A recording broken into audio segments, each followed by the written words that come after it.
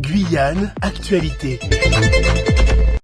Bonjour à tous et bienvenue sur Radio Pays. Nous sommes donc à la Cité Bonhomme avec Joëlie Clercin qui a eu son fils qui s'est cassé le bras justement à cause d'une fosse septique, d'un trou qui se trouve juste derrière. Il va nous expliquer tout cela. Bonjour Joëlie. Bonjour Pedro, bonjour à tous. Alors peux-tu nous expliquer ce qui s'est passé donc hier exactement, donc qu'est-ce qui s'est passé? Alors pour vous situer un peu la situation, nous sommes effectivement à la Cité Bonhomme avec le terrain de football du club Caribe, donc association sportive Caribe, et je suis éducateur dans ce club. Et tous les mercredis après-midi, nous avons entre 16h30 et 17h30 des enfants de 6, de 7, de 8 et de 9 ans qui s'entraînent avec nous à l'école de football. Donc après nos séances, les enfants donc quittent le terrain et viennent se restaurer ici et attendent leurs parents. Alors, durant cette attente, nous avons quand même une surveillance sur eux. Malheureusement, comme vous le voyez ici, vous avez une fosse septique. Alors, il faut vous imaginer la fosse septique sans les plaques de protection, donc ouverte. Et ce qui s'est passé donc hier, c'est que mon fils, en voulant récupérer un ballon qui était de l'autre côté, est passé sur la fosse septique. Il est monté sur une planche. Je vais récupérer la planche. Okay. Viens mon grand, viens.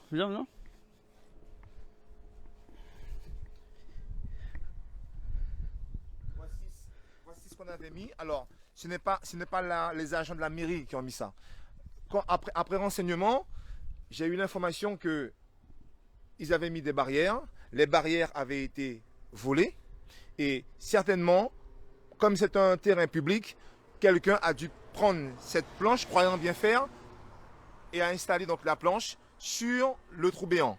Mon fils hier en courant a juste posé le pied, et comme c'est une matière qui est friable, le bois s'est enfoncé et il est tombé donc dans le trou. En voulant se rattraper, il a mis donc son bras en opposition et le bras donc s'est cassé. Alors, il a mis le bras et ça a évité qu'il tombe parce que là c'est une fosse septique. Hein. Oui, parce que malheureusement,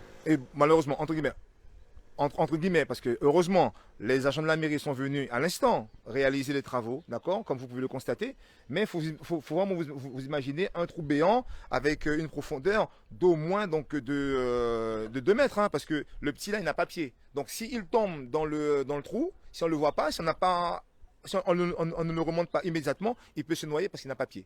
D'ailleurs, il y a un premier incident avec une jeune fille plus petite que lui, qui est tombée. Et heureusement qu'il y avait des adultes pour la récupérer parce qu'on risquait donc une noyade. D'accord. On sait combien de temps ça faisait que cette fosse septique était comme ça? Éducateur au club depuis pratiquement 1 an et de mémoire, ça a toujours été comme ça. Alors, c'est pas faute d'avoir essayé, hein, d'avertir la municipalité. Le club a fait, je pense que le vice-président vous en dira plus tout à l'heure, il a fait les démarches, on a écrit, et comme réponse, on a eu que l'installation de trois barrières avec la rubalise, ce qui n'est pas une protection. Sachant que c'est une fosse septique, donc vous avez le risque donc, de blessure physique comme mon fils, mais aussi le risque sanitaire. Voilà. Que vas-tu faire maintenant, Jean-Élie?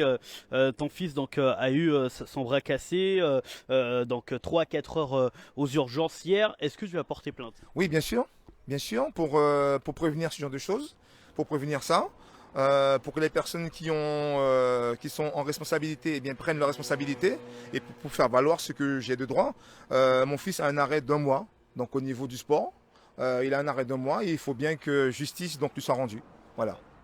On va parler avec le vice-président, monsieur Alphonse Ringuet, justement, qui va nous en donner plus de détails. On vous rappelle bien évidemment que ça, vous l'avez là, c'est la fosse septique, hein, donc voilà, qui mesure à peu près 2 mètres. Donc le petit est là. Il s'appelle comment ton petit, Jean-Élie? Christopher. Voilà. Donc Christopher qui, vous le voyez, a eu une peur vraiment intense hier. Alors nous sommes avec le vice-président de l'association, monsieur Ringuet Alphonse. Bonjour. Bonjour. Alors merci d'être en direct avec nous sur Radio Pays. Donc voilà, un accident qui a eu hier. Ce n'est pas le premier incident, vous nous l'avez dit. Combien d'accidents vous avez pu déplorer? Ici c'est le deuxième. C'est le deuxième. Et heureusement, correction a été apportée ce matin très tôt. Les ouvriers sont intervenus, mais c'est vrai que c'est une situation qui était inquiétante. Parce que n'ayant pas de protection suffisante, l'enfant aurait pu être noyé et les conséquences auraient été beaucoup plus lourdes. La première fois, c'était aussi une situation quasiment identique On a pu rattraper une jeune petite fille.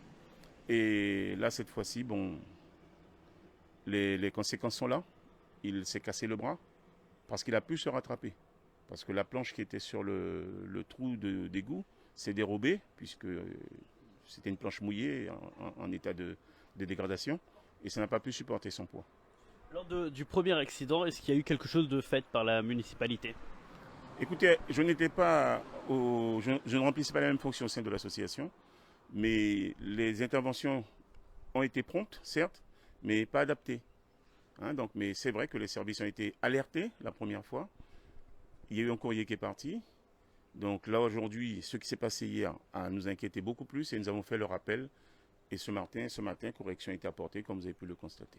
Avant cela, est-ce que vous aviez, combien de fois en tout cas vous avez essayé de prévenir de ce danger?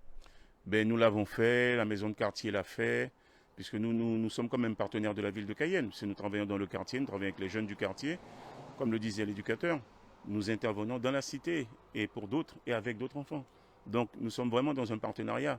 Mais néanmoins, la responsabilité civile existe. Donc c'est en ce sens-là qu'il faut chercher à protéger les parties.